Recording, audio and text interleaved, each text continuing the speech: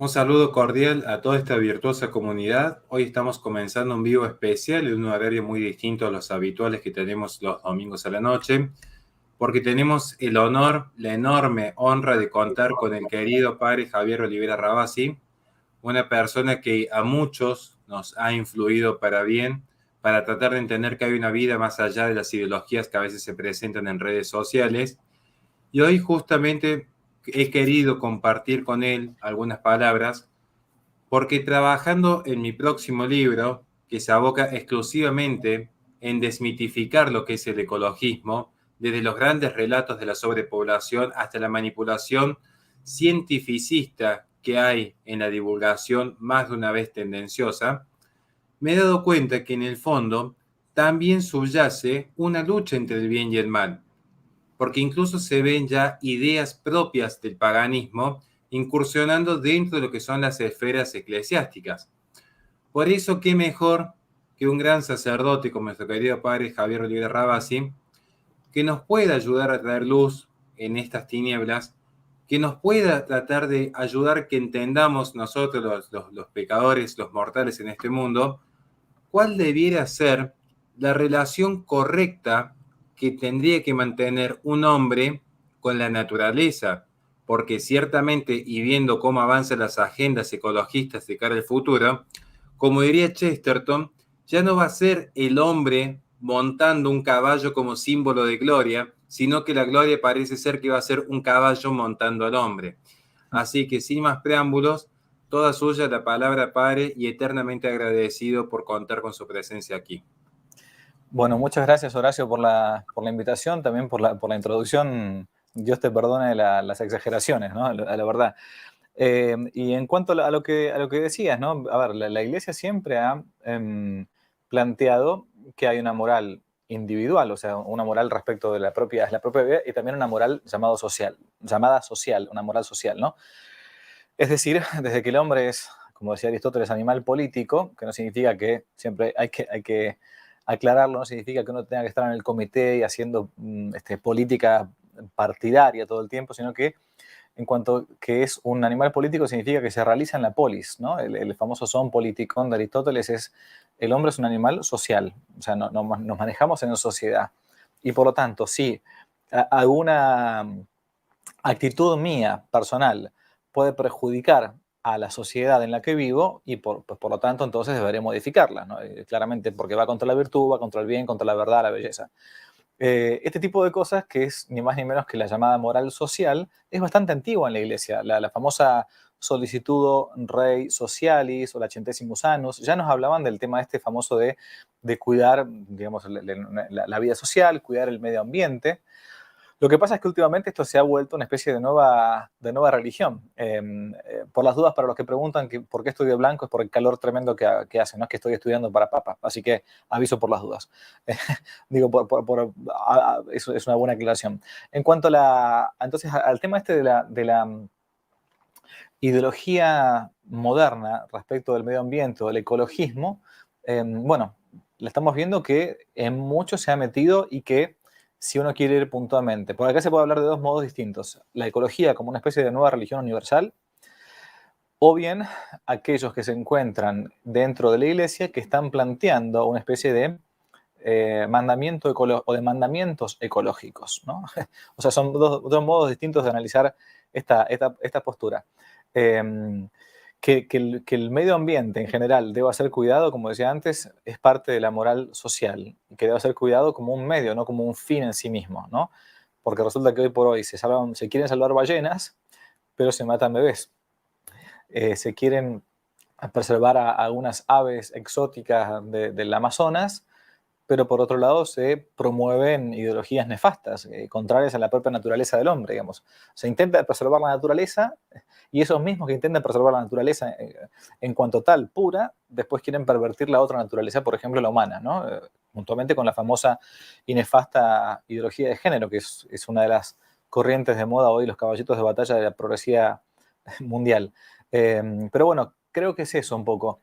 Y aparte, yendo al título que le pusiste a esta conversación, como una especie de fe, ¿no? En esta nueva religión que es la ecología, eh, concretamente el hombre es, ya lo decían los romanos, ¿no? Que el hombre es un animal naturalmente religioso.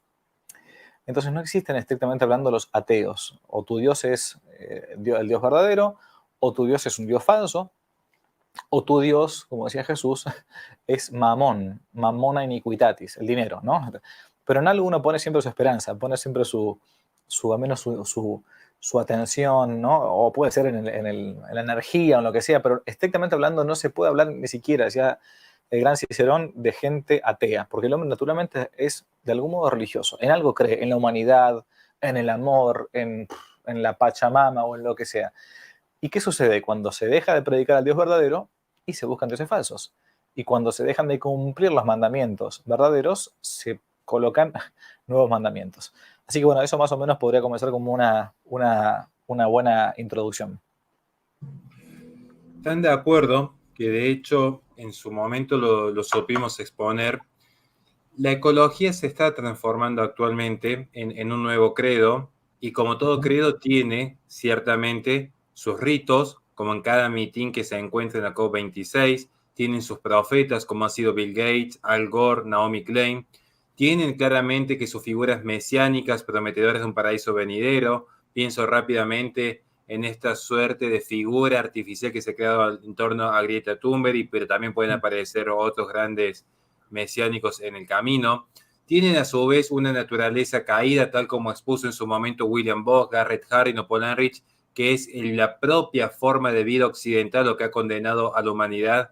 Tienen ciertamente su apocalipsis, con la diferencia de que el apocalipsis en la Biblia es esencialmente esperanzador para aquel que se mantiene justo en el final de los tiempos, mientras que en la visión ecológica es claramente una distopía que dista ciertamente de aquella utopía que en su momento supo teorizar Santo Tomás Moro.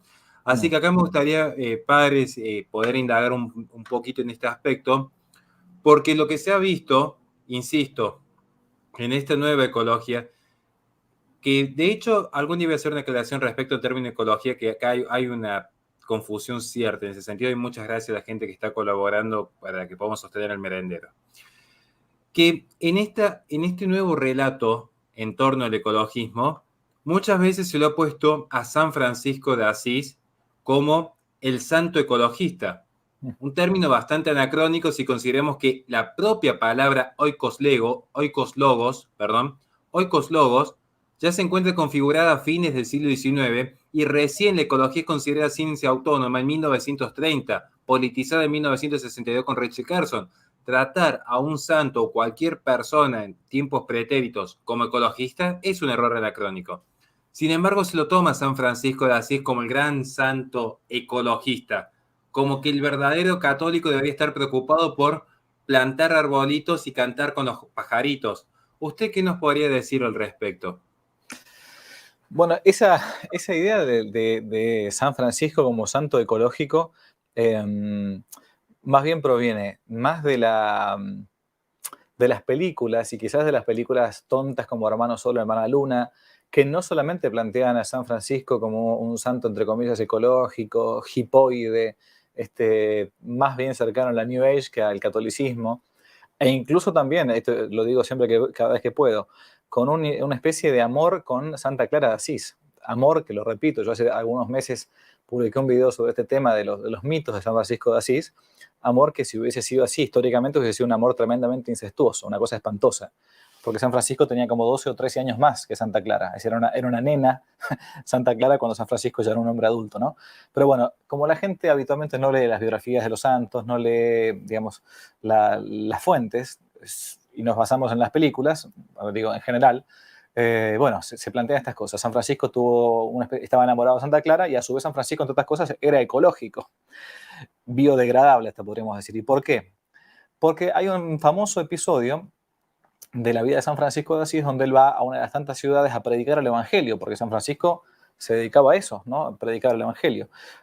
Aún predicar el Evangelio en las cruzadas, otro tema también que sería para desarrollar aparte, el San Francisco pacifista, que estaba en contra de las guerras y bla, bla, bla. San Francisco va a una de las cruzadas, va a predicarle la conversión directa, diciéndoles que el sultán, si no se convierte, se va al infierno, así concretamente. Bueno, en fin. La cuestión es que el famoso ecologismo de San Francisco proviene porque él va a predicar a una ciudad, y en una ciudad, como a veces pasa a los predicadores, no lo escucha la gente de la ciudad, de ese pueblo. Entonces, ¿qué hace San Francisco de Asís? Para mostrar que su doctrina, su predicación venía de parte del cielo, venía de parte de Dios, comienza a predicarle a los pájaros. Y los pájaros se posan en unas ramas y comienzan a escucharlo. Bueno, el famoso milagro, cualquier que quiera chequear todo esto, se encuentra en una fuente excelente. Son las mismas pinturas, aparte de las florecillas de San Francisco, son las pinturas del Giotto que se encuentran en la Basílica de San Francisco, en ni más ni menos que la ciudad de Asís. Los frescos de Asís, en la Basílica Superior, se encuentran pintadas por el Giotto. Es la vida de San Francisco, hermosísima. Bueno, uno de estos, el famoso milagro de San Francisco predicándole a los pájaros. Hay un milagro parecido de San Antonio de Padua, también franciscano, casi contemporáneo de San Francisco de Asís, que le predica a los peces. Y nadie por esto después dijo que San Antonio de Padua era una especie de Aquaman o lo que sea. En fin, hay otra historia también de San Francisco con el famoso lobo de Gubia, en una ciudad donde un lobo feroz, bueno, San Francisco lo termina amaestrando, amansando. Hay una famosa poesía, siempre me encanta leer, de Rubén Darío, vale la pena leerla algún día. Si no la conocen, el lobo de Gubia, de este gran poeta nicaragüense. Entonces, San Francisco no es que fuese vegano o vegetariano o no comiera carne. En absoluto, en absoluto. Si hacía él 3 cuaresmas por año, lo hacía por penitencia.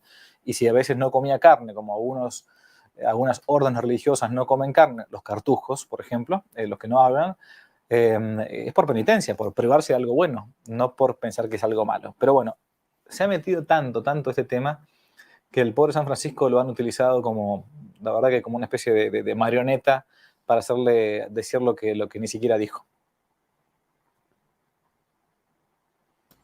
Entiendo, y también entiendo realmente que a veces en este mundo moderno hay, en verdad, una gran confusión para el católico promedio que de repente no sabe dónde está posicionado porque ve mensajes muy contradictorios y es entendible la labor de caridad que tienen que llevar adelante los sacerdotes para tratar de guiarlos.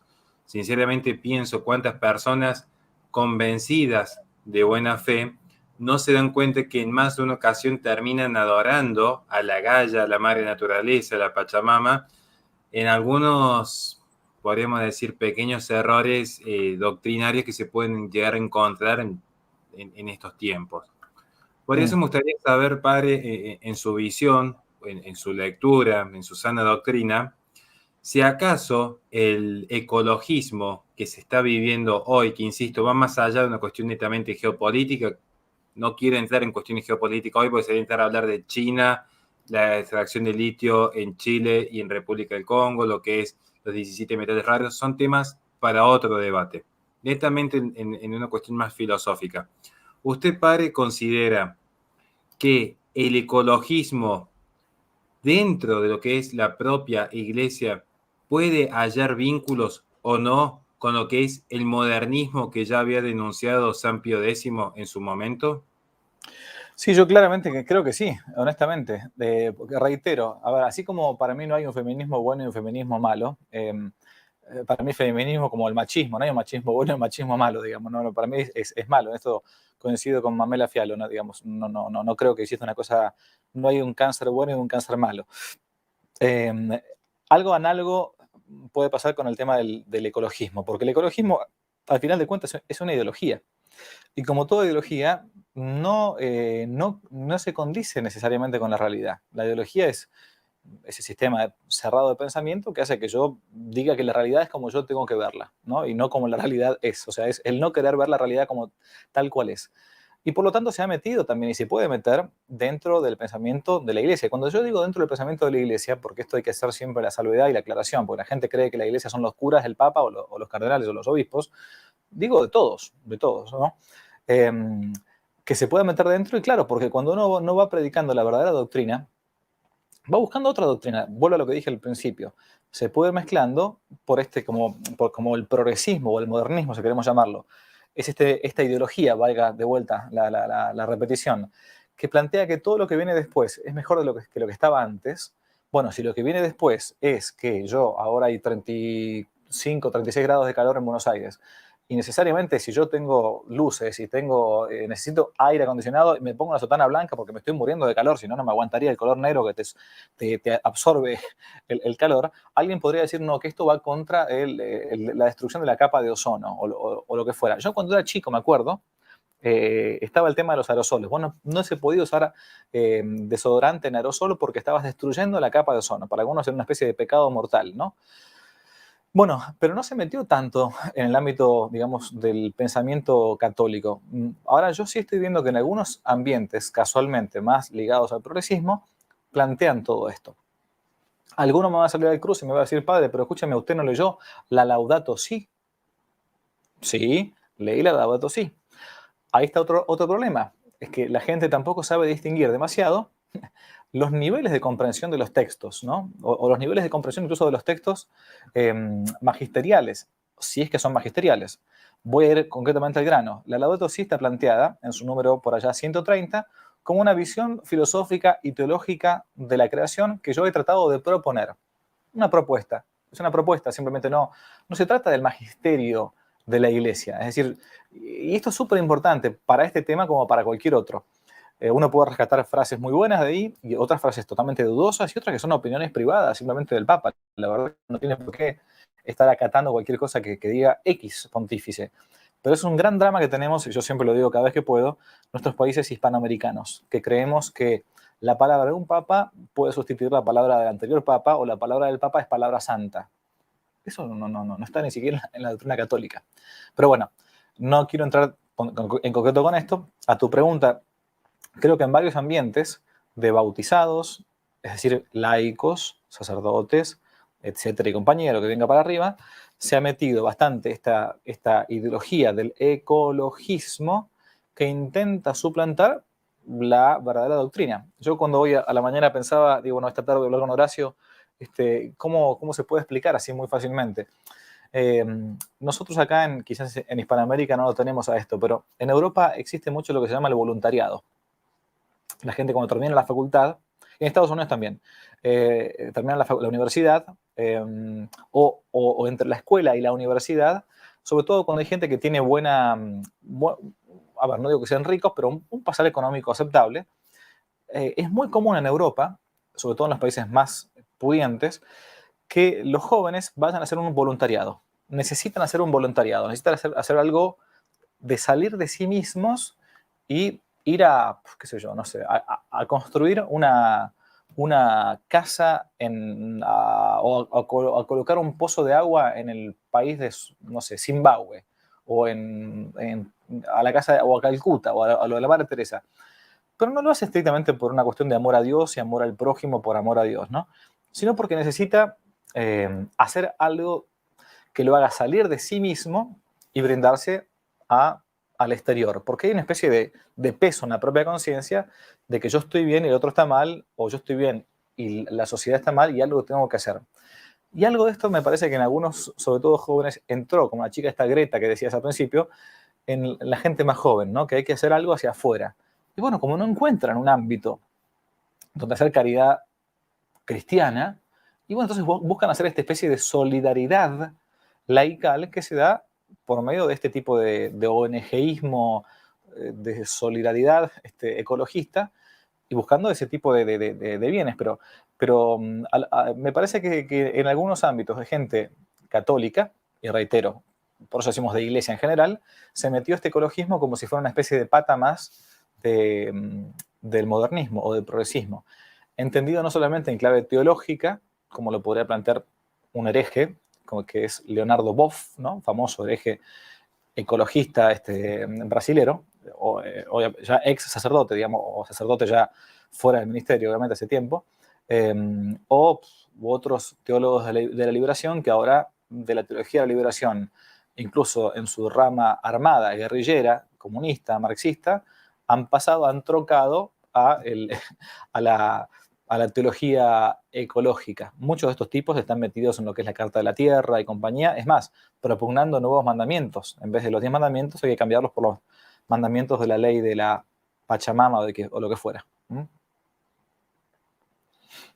Aprovecho este pequeño receso para agradecer enormemente a Lili, que nos está ayudando, como también a Azucena. Todos saben que lo recaudado, tanto hoy día como siempre, en mi canal se destina exclusivamente al sostenimiento del merendero, así que muchas gracias.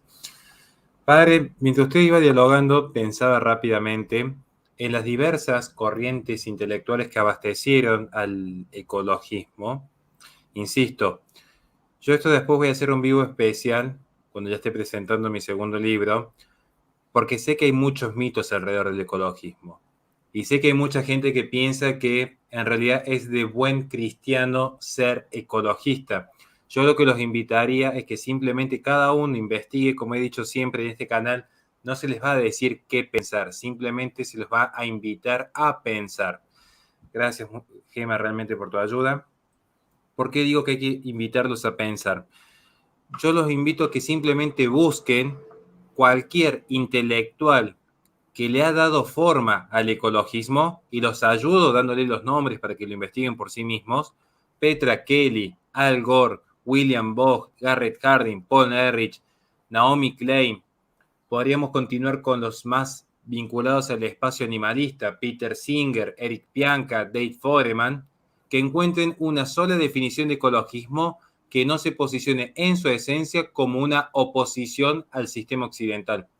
Todos y cada uno, partiendo desde Marcuse en adelante, pero una tradición que ya se había iniciado con William Bogg, consideran que el ecologismo es la mera oposición al sistema productivo occidental. Luego van a querer tratar de construir un nuevo sujeto revolucionario, pero hay que estar atentos, porque Marcuse, el nombre unidimensional, intenta reconocer nuevos sujetos revolucionarios por fuera del mercado, pero el ecologismo en general, trata de construir un nuevo sujeto revolucionario, porque no lo puede encontrar, no pueden crear semejante artificio. Esto es muy importante tener en cuenta cuando se habla de ecologismo, porque es una ideología que además de traer los vicios inscriptos de toda ideología que se viene arrastrando desde los pensamientos jacobinos en adelante, poseen además un vicio netamente revolucionario que legitima la violencia contra el sistema. Y si no, vaya a ver lo que fue el ecoterrorismo durante los 80 y los 90 que estuvo en auge. Muchos de esos ecoterroristas, les digo, hoy están dentro de la Casa Blanca bajo la protección política de Joe Biden. Como un dato, algo que yo expongo en mi segundo libro. Simplemente para que tengan en cuenta, porque a veces uno cree que ser ecologista se trata de, bueno, voy a reciclar una hoja de papel, no voy a tirar basura en la calle y le voy a dar agua a mi caniche todos los días. Ser ecologista es algo más profundo, es abastecer la agenda que beneficia principalmente al régimen comunista chino que posee hoy el 90% del oligopolio de los mercados de energía solar. Por citar un solo ejemplo de los millones que podríamos dar. Pero para no irnos de tema, yo pensaba que justamente muchos de estos intelectuales padres que han abastecido el ecologismo, muchos han demostrado, entre comillas, una genuina podríamos decir, una genuina preocupación por los animales, porque encontraron que en el animalismo existía una forma muy particular de diezmar a la población, era poner el animal a la par del hombre, que el hombre se vuelva un ser domesticable. Pienso en este momento en la tesis de Peter Singer, pero ¿por qué no en la visión proteccionista que tenía Paul Ehrlich, en Eric Pianka, que llamó a que un virus eliminase el 90% de la población, lo dice expresamente, luego se tuvo que retractar, en David Foreman, cuando estaba en Earth First, que la protección a un oso equivalía a todo acto de violencia terrorista en contra de una sociedad, lo dice expresamente cuando es llevado a juicio. ¿Usted qué le respondería a estas personas que ponen al animal a la par del hombre si es que no lo ponen por sobre al hombre? Y que quizás lo hacen en defensa propia, ¿no? Simplemente. O sea, claro, cuando están buscando que no nos discriminen, que los traten bien. Pero no, ahora, es que esto, Horacio, creo que discutir este tipo de cosas ya en el siglo XXI, claro, uno está teniendo que discutir lo obvio, porque si acá el problema de fondo no es si un hombre es igual o no a una ballena, o si la orangutana Sandra del zoológico de Buenos Aires es, como se declaró en un fallo hace 3 años, si mal no recuerdo, o 2 años y medio, es una persona no humana. O sea, un orangután es una persona no humana, mientras que, fíjense qué interesante, que los bebés son los bebés, para los supuestos personajes nefastos que tenemos en algunos lugares del planeta, por ejemplo, un ministro de salud paupérrimo que tuvimos acá en Argentina hasta el año pasado, los bebés son un fenómeno, los fetos son un fenómeno, son humanos, no personas. O sea, orangután, persona no humana, bebé, humano, no persona. O sea, fíjense el disparate con el que nos encontramos. Pero, reitero, el problema no está tanto en discutir si el orangután es igual que el ser humano o tiene los mismos derechos o no, los famosos derechos de los animales. Hoy por hoy vos no podés ni siquiera, no sé, pegarle un chirlo a un perro que le está, a un pitbull que está por arrancar el brazo porque estás maltratando a los animales. El drama de fondo es que se ha perdido la noción de naturaleza. O sea, ¿qué es la naturaleza? Y no hablo acá como la gente entiende habitualmente la palabra naturaleza en el sentido de los pájaros, las flores, los árboles, la naturaleza de las cosas, la esencia de las cosas, lo que Aristóteles por llamar la sustancia, ¿no? El quid, dirían los filósofos en la escolástica, la esencia de las cosas. Claro, las cosas finalmente son lo que yo quiero que sean. Entonces se ha perdido esa noción de naturaleza, de esencia, y por lo tanto se ha perdido la relación con las cosas.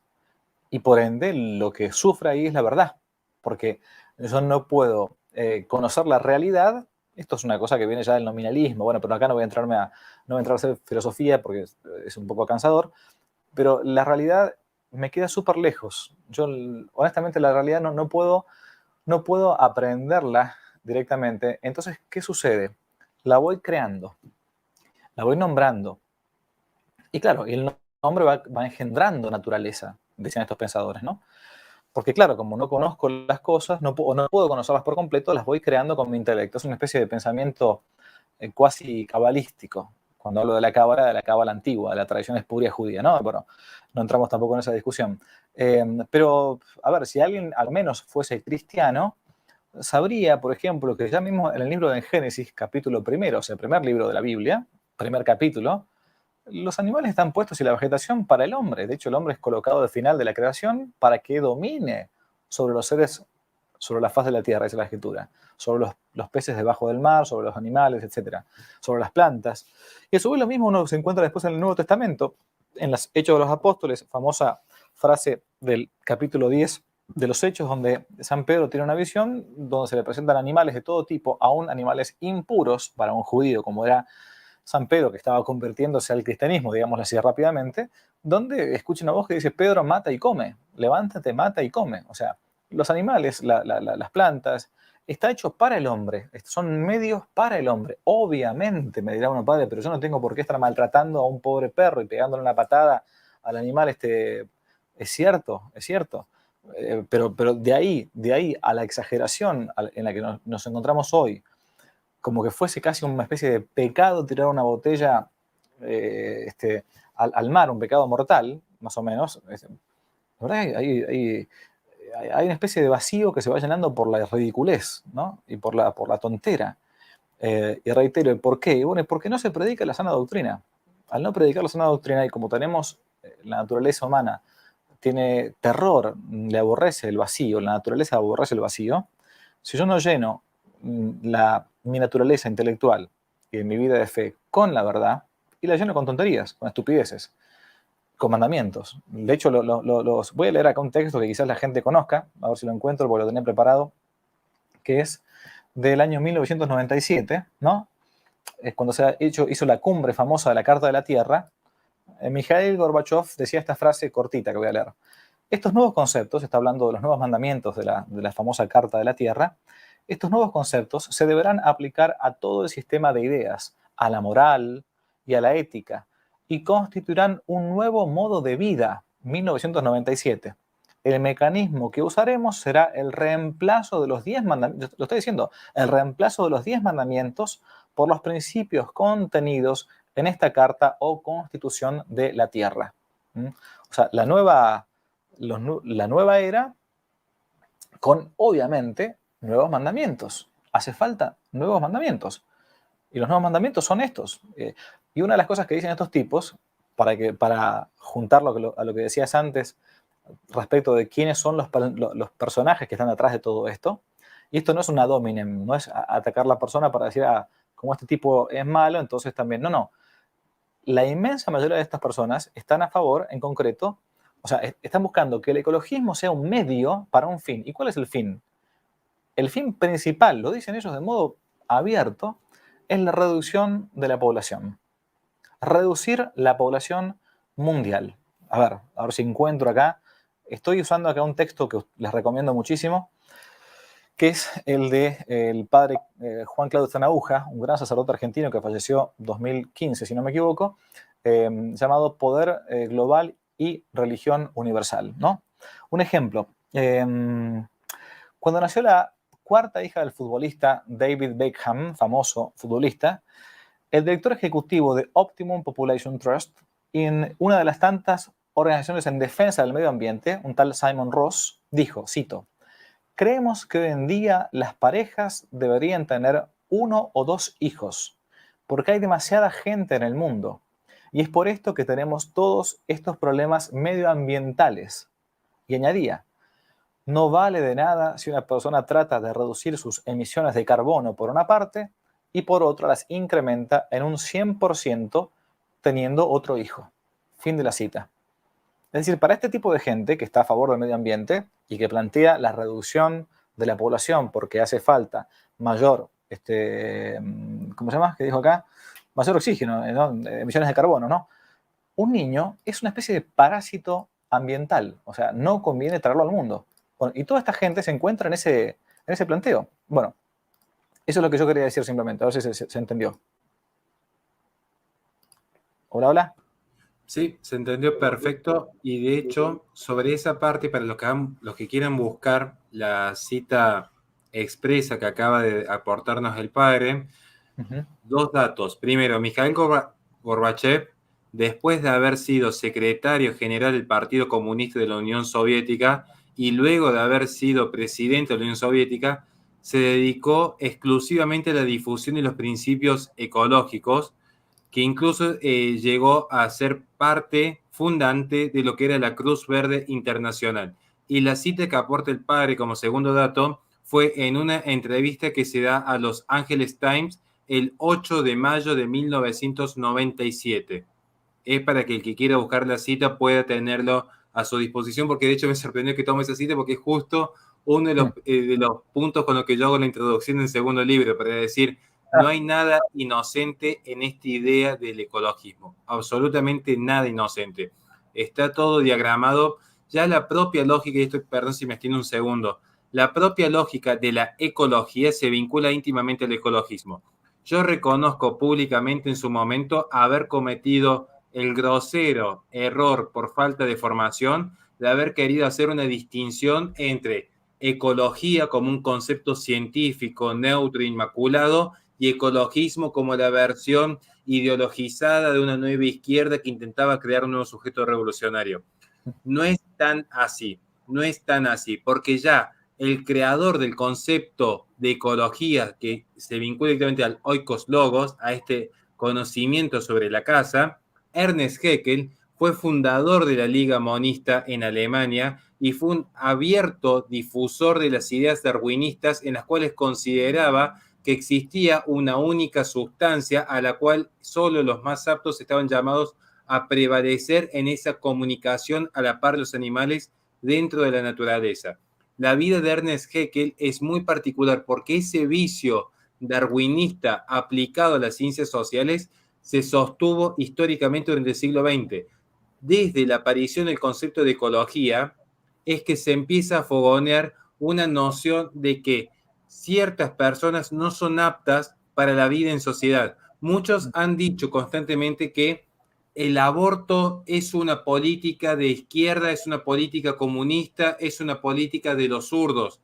Yo no les dice, me parece que no es tan así, porque de hecho, donde comienza a proliferar el aborto como una política pública mucho antes que se legalizara en 1920 en la Unión Soviética fue con la promoción de lo que era el control familiar en 1917 en Nueva York con Margaret Sanger, que dicho sea de paso, la primera conferencia internacional de control demográfico no fue en 1974 en Bucarest, como muchos influencers ahora dicen. Fue en 1927 donde empieza a desarrollarse el primer simposio internacional científico de control y desarrollo demográfico. Y ya en esa época, donde la presidenta de Actas era Margaret Sanger, se estaba viendo que había una preocupación por parte de ciertas naciones. Recuerden quiénes fueron los principales financistas de dicha conferencia, no lo puedo decir aquí por varias cuestiones, porque hay un problemita después con YouTube que lo va a tomar a mal ciertos comentarios sin entender el contexto. Pero lo cierto es que había dos firmas muy importantes, dos firmas económicas muy importantes que terminan escalando en poder político a tal punto de ser los que financian, por ejemplo, la conferencia en Roma, ya a mitad del siglo XX, para dar un ejemplo. Y se veía una preocupación por el desarrollo demográfico de América Latina y de China. Era expreso, todo esto está sentado en actas, son documentos públicos, porque luego viene la conferencia de 1935 que se desdobla de 1937 porque estaba Berlín y París por el conflicto que había en una eventual Segunda Guerra Mundial en ese contexto, recuerda, 1935. Y este es el mismo pensamiento científico que se ve luego, a mitad del siglo XX, en Roma, que luego se va a traducir en lo que se conoce como 1974 de Bucarest, que luego va a transformarse en lo que fue 1984 y 1994, donde en 1994 ya se empieza a hablar de derechos sexuales y reproductivos, pero siempre estuvo esta lógica de un pensamiento neomalthusiano, un pensamiento de no hay suficientes recursos para todos, que solo los más aptos continúen el legado. Pero este legado se encuentra marcado ya por una tesis ecologista, y no me refiero solo a Ernest Haeckel, creador de la palabra ecología, sino también a Galton, que toma en Inglaterra la misma lógica, fundando la Sociedad de Higiene Racial en 1904 en dicha sociedad anglosajona. Simplemente como un dato, porque de hecho, y esto me gustaría para no quitarle tanto tiempo, padre, una última reflexión al respecto en su sabiduría, porque yo considero en mi tesis, esto es parte de mi tesis y estoy siempre sujeto a corrección, de que el aborto inducido es ciertamente el peor de todos los crímenes, a mi entender, a mi humilde entender, pero considero que hoy es quizás la menor de las preocupaciones, considerando de que la gente ya no aborta porque ni siquiera se reproduce. Hoy lo que noto es que se ha puesto de repente una idea de que la cultura child free no requiere un acto tan violento como el aborto inducido. Hoy si uno le pregunta a un joven y uno le pregunta en forma genuina, ¿qué es lo que deseas para el futuro de tu vida? Muy pocos van a decir, yo quiero iluminar mentes al frente de un aula, quiero iluminar almas al frente del sacerdocio, quiero formar familias. Muchos van a sostener simplemente, quiero viajar por el mundo, ganar más dinero, construir la mejor casa, y si eventualmente llego a estar bien económicamente, tener un hijo como mucho. ¿Usted qué piensa respecto a esta cultura donde los perros están reemplazando a los hijos, donde el bienestar material está reemplazando el bienestar espiritual? ¿Cuál es su visión al respecto? Mira, yo me comencé formando por cuando comenzó mi formación en serio, comencé formándome con un libro que yo recomiendo a aquel que quiera comenzar con una formación sólida, intelectual seria. Y lo que voy a decir ahora, todas mis lecturas previas a las lecturas católicas, si quieren, no son lecturas cristianas, ¿no? Mi formación previa es una formación en los clásicos, ¿no? Yo, o sea, me formé en los clásicos. Y un libro que me tocó mucho, dos libros me tocaron mucho, que los leí en paralelo, y que recomiendo leerlos, no son conocidos por el común, digamos, por toda la gente normal o por el ambiente, incluso ni siquiera católico. Uno es muy hermoso, llamado La Ciudad Antigua. La Ciudad Antigua es una obra de un gran antropólogo francés que es Fustel de Coulanges. Fustel de Coulanges, con G se escribe. Muy cortito, se encuentra en la editorial Porrúa, en español, aparte de otras. iba explicando lo que había sido la ciudad para los antiguos, para los griegos, para los romanos, la institución del matrimonio, la institución de la familia, la institución de la propiedad. O sea, cómo era la propiedad para un griego, para un romano, en el mundo del derecho romano, del derecho griego, de la historia. Bueno, en fin, es una cosa muy, muy, muy amena. Se daba antes para ingresar a la Facultad de Derecho de la Universidad de Buenos Aires, como introducción a la materia de derecho romano. Bueno, yo se la leí cuando tenía 18 o 19 años más o menos. Y otro libro que es mucho más sistemático y más grande, de un gran sabio alemán que fue Werner Jaeger. Werner Jaeger, ¿no? Jaeger, que se llama así con una sola palabra, Paideia, Paideia, que es una introducción a cómo se educaba al ser humano en el mundo griego. Y es una gran introducción al mundo clásico, a la literatura clásica, a la historia clásica, a los grandes trágicos, Sófocles, Eurípides, bueno, a los cómicos, Aristófanes, en fin. ¿Y por qué hago toda esta introducción? Porque esto a uno le servía a ver cómo incluso en el mundo precristiano, yo siempre he sido un amante de ver cómo el mundo clásico fue una preparación para el Evangelio, ¿no? Gálatas 4:4, cuando llegó la plenitud o temporum, cuando llegó la plenitud de los tiempos, Dios envió a su Hijo, nacido de una mujer, nacido bajo la ley. La plenitud de los tiempos implica eso, el mejor momento del mundo, en que el mundo estaba preparado para recibir la buena nueva. Bueno, esa cultura greco-latina, ¿no? Pero esos hombres, porque a mí siempre me preocupó hablar con gente que no es católica, gente que duda de su propia fe, y explicarle que la fe católica, al final de cuentas, no es una cosa antinatural, no es una cosa que va contra nuestra propia naturaleza, no, no, al contrario, es lo que eleva no va a destruir al hombre, sino a elevarlo. Bueno, el mundo clásico, tanto lo ven en el Faustin de Coulanges o en Jäger, en la Paideia, planteaba que el hombre está hecho para algo trascendente. Y no estoy hablando del catolicismo todavía, ¿no? Griegos precristianos, paganos, repaganos. Aristóteles, Platón eran paganos, siglo IV, V antes de Cristo. Entonces, el hombre estaba hecho para algo, para que lo trascendía. Ellos mismos hablaban de una virtud del hombre virtuoso, del kalos y el agathos, de lo bueno y lo bello, ¿no? De hecho, se llamaba así, calocagacía, ¿no? El que significa aquella virtud que es propia de los hombres aristócratas. Y no hablamos acá de aristocracia en cuanto a que tengo un buen apellido o que tengo dinero en mi familia. Puedo ser un pobre diablo y no tener nada, pero ser un hombre virtuoso. Bueno, todo esto planteaba para el mundo pagano, el mejor de los mundos paganos, que era el greco-romano, que el hombre tenía que buscar concordarse con la propia naturaleza, que venía fallada, ya lo decía Platón, hay un problema en el origen.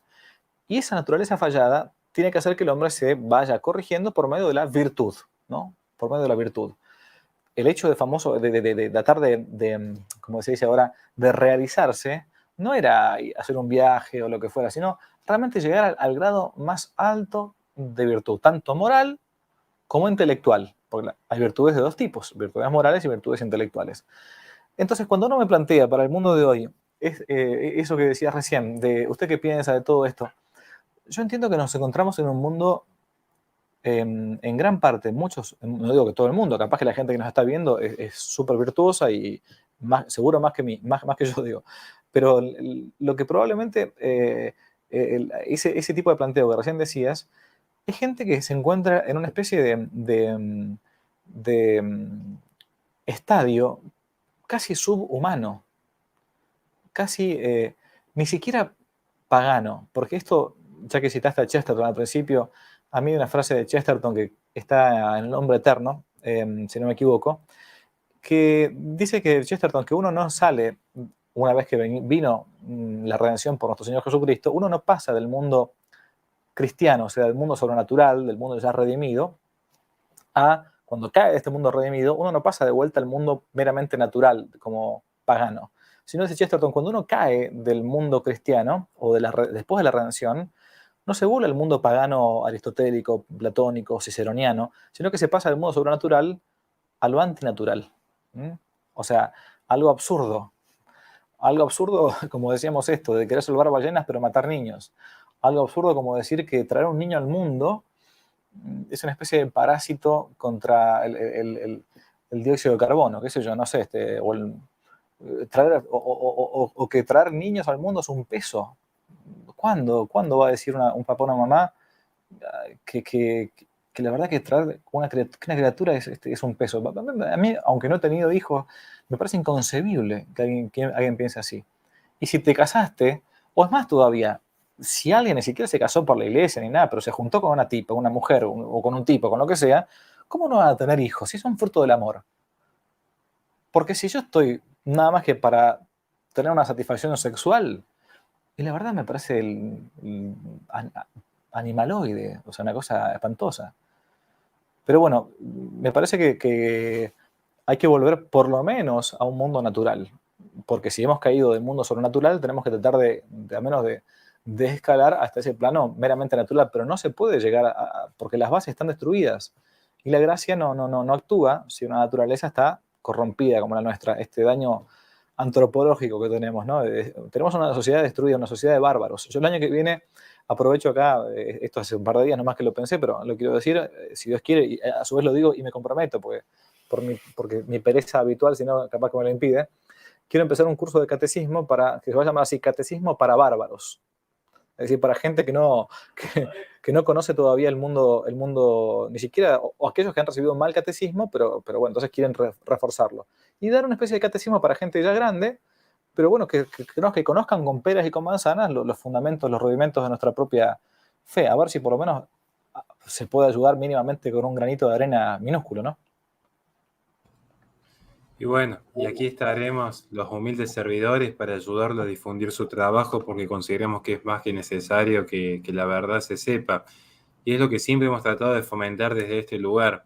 Nunca decirle a cada uno qué pensar, simplemente invitarlos a pensar, que todo lo que se ha dicho sea cuestionado, que puedan investigar, que pongan en duda mis fuentes, que pongan en duda lo que el padre Javier Olivera Rabasi presenta, que se ponga en duda cuando se le ha invitado a Miklos, Pablo Muñoz, Agustín, y que cada uno pueda chequear por sus propios medios dónde está realmente la verdad.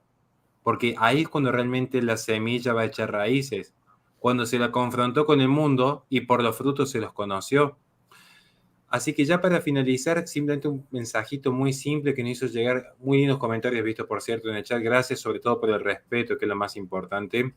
Particularmente me llamó la atención un mensaje que es de Karim Ponce, que dice: por favor, Horacio, alcanza mi pedido al padre Javier que incluya a mi hijo Alonso en sus oraciones, Alonso Arrieta, para que, bueno, les pida ahí una pequeña oración, así que, bueno, cumplo con Desde mi ya, función. les pido disculpas por no haber podido leer los comentarios. La verdad que no me da, yo no sé cómo hace Horacio, pero yo no puedo hacer todo, leer los comentarios y hablar. La verdad que no me da la cabeza, perdón.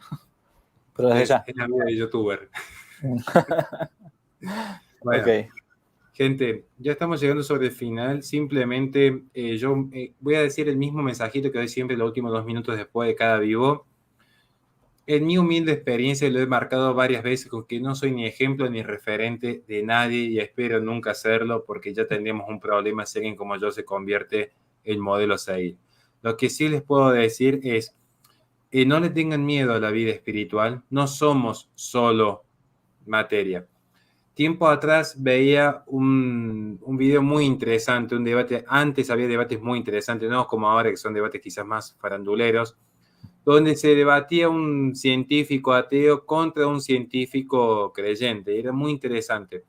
Y el científico creyente, y agradeciendo enormemente la ayuda de Laura, hablando de gente creyente que siempre nos acompaña, el científico creyente sostenía que hay preguntas que no pueden ser respondidas desde la ciencia, particularmente la pregunta de qué es la vida. Es decir, yo podría dar una pregunta, responder en forma particular, que en términos biológicos la vida es ese organismo que posee un mecanismo de reacción ante un estímulo externo, proceso de metabolismo propio y a su vez que posee la multiplicación celular propia de todo ente vivo. Bien, sería una respuesta muy biologicista, muy básica.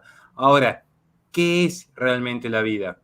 ¿Por qué de repente en dos entes con la misma cantidad de células hay una que se encuentra abrazando, riendo, amando, sufriendo y hay otra que simplemente se la considera un cadáver? ¿Qué es lo que hubo que algo tenga vida y algo no tenga vida? Hay un sinfín de preguntas que no van a venir particularmente desde la ciencia. Y esto no implica rechazar el conocimiento científico, sino expandir la vida a un orden espiritual, además del correspondiente orden material. Es lo que yo creo sinceramente. Creo que allí es donde empieza la primera pregunta, ¿de dónde venimos y hacia dónde vamos? La ciencia nos va a explicar aproximadamente cómo estamos aquí, pero nunca nos va a decir el para qué estamos aquí. Y es importante darle un sentido de trascendencia a mi entender, porque ciertamente les puedo asegurar, todas nuestras vidas van a pasar, todas nuestras vidas van a pasar, pero el día de mañana cuando estemos frente a nuestro Creador, ¿qué le vamos a decir? ¿Cuántas almas hemos iluminado, traído al mundo, acompañado o ayudado? ¿Qué hemos hecho en el legado que vamos a dejar al mundo? ¿O qué vamos a dejar al mundo, acaso? ¿Una mansión? ¿Una cuenta bancaria impresionante y los mejores viajes? ¿O le vamos a dejar un alma destinada a la gloria de un bien mayor por toda la eternidad? Simplemente eso quería plantear. Padre, muchísimas gracias. No sé si nos quiere dejar algún último saludo y no le quiero quitar No, más la tiempo. verdad que lindísimo la última reflexión, ¿no? Yo, qué sé yo no soy ningún referente ni ejemplo de nada, pero les puede servir esto. Alguna vez creo que lo conté, pero casi nunca me parece. Yo estuve mucho tiempo alejado de la fe, ¿no? De muchos años, de una familia católica. Era el único de los hermanos, 4 hermanos varones, uno se murió chiquito, pero que no practicaba la fe, ¿no? Y a mis 19 años creo que fue, que hice un viaje, voy a decir una tontería, se van a reír porque hice un viaje de mochilero. De mochilero es aquellos que están en una mochila haciendo dedo, digamos, autostop, que se llaman en Europa. Después de haber leído el diario de un motociclista, del Che Guevara, ni más ni menos, o sea, justamente, ¿no? O sea, vi que el Che Guevara se había ido a, qué sé yo, a recorrer Sudamérica, y bueno, yo creé en un Dios así un poco, sí, Dios así. A ver, no me convenía creer en Dios, esta es la realidad, porque, como dice el refrán, el que no vive como piensa, termina pensando como vive. Entonces, bueno, dije, bueno, este loco hizo un viaje en una moto y capaz que a mí me puede servir hacer un viaje. Estaba cambiando de universidad, de facultad en facultad, de carrera en carrera, pues no me decidía a qué estudiar. Y me fui a hacer un viaje por el norte de Argentina, Bolivia y Perú, ¿no? No pude entrar a Perú porque había un lío con el tema de la embajada de Japón en Perú, en la época de Fujimori, y bueno, no entró a este tema. Pero sí es un viaje bastante interesante a dedo, como loco malo, solo, sin amigos, eh, por la ruta. Me tocó dormir a veces en la calle, bueno, en fin. Y cada vez que entraba, sobre todo, recorrí bastante el norte argentino y Bolivia, que Bolivia tiene cosas lindísimas, la verdad que hermosísimas. Bueno, claro, cuando uno llegaba a esos lugares, una de las primeras cosas que uno iba a ver eran las catedrales, las iglesias, ¿no? Los templos, las plazas, la gente. Y en ese viaje a mí me hizo muchísimo bien porque racionalmente, por medio de la creación, llegué a demostrar la existencia de Dios. Acá será un poco largo. Alguna vez publiqué alguna cosita, si quieren pongan en Google cómo demostrar la existencia de Dios, un texto tiene varios años, pero puede servirles. Y después de la existencia de Dios, pude entender racionalmente, por medio de Aristóteles, ni más ni menos, de vuelta a los clásicos, la demostración racional de la existencia del alma humana. Y cuando entonces yo tuve que Dios existe desde la razón, ¿no? Desde la fe, ¿no? Y el alma humana existe, es subsistente, independientemente de mi muerte, o sea, una vez que yo me muera, es subsistente. Dije, bueno, acá, momentito. Entonces, hay dos cosas que exceden la materia. Y por lo tanto, el hombre trasciende, no solamente lo que decía ya Jäger con los griegos, ¿no? La trascendencia del hombre, incluso en esta tierra, sino cuando yo me muera, esto continúa. Y ese deseo que hay de la justicia, de la verdad, de por qué a los malos a veces les va bien acá en la tierra y a los buenos nos va o les va mal. ¿Por qué? Y bueno, tiene que haber algo, tiene que haber ese deseo, no puede ser, digamos, sin ser colmado. Y entonces, bueno, ahí poquito a poco comenzó, incluso racionalmente, mi conversión hacia la fe católica que había recibido en mi bautismo, qué sé yo. Bueno, pero no tengan ese miedo a pensar, a lo que decía recién Horacio, no tengan ese miedo a plantearse, bueno, el fin de la vida, que es una pregunta totalmente lícita. ¿Para qué estoy acá? ¿Para qué estoy sufriendo? ¿Por qué me pasa esto? A ver, hay un mundo hay una vida después de esto. Incluso a planteárselo aún cuando uno es creyente, porque eso significa que uno está pensando la fe. La razón no viene a destruir la fe, ni la fe la razón, sino que se complementan. Y eso es lo que llamamos, digamos, la teología. La carta de San Pedro, la primera carta de San Pedro, dice que sepamos dar razones de nuestra esperanza, ¿no? Sepamos demostrar en lo que creemos. Y esto es lo que tiene que hacer una persona que intenta, digamos, medianamente ser instruida. Así que gracias, Horacio. Si querés, les puedo dejar la bendición antes de terminar. Para los que quieran, reciben, y para los que no, se la aguantan. Por favor, Padre. Bueno, muy bien. En nombre del Padre, y del Hijo y del Espíritu Santo. Amén. Te damos gracias, omnipotente Dios, por todos los beneficios que hemos recibido de tu generosidad. A ti, que vives y reinas por los siglos de los siglos. Amén. Amén. El Señor esté con vosotros y con tu espíritu. Os bendiga Dios Todopoderoso, el Padre, el Hijo y el Espíritu Santo. Amén. Bueno, muchas gracias por la invitación, Horacio. Muchísimas gracias, Padre. Y muchísimas gracias a todos los que estuvieron del otro lado. No les quito más tiempo y realmente para mí, le insisto además, es un honor contar con un referente como usted que a tantas almas nos ha guiado hacia el bien.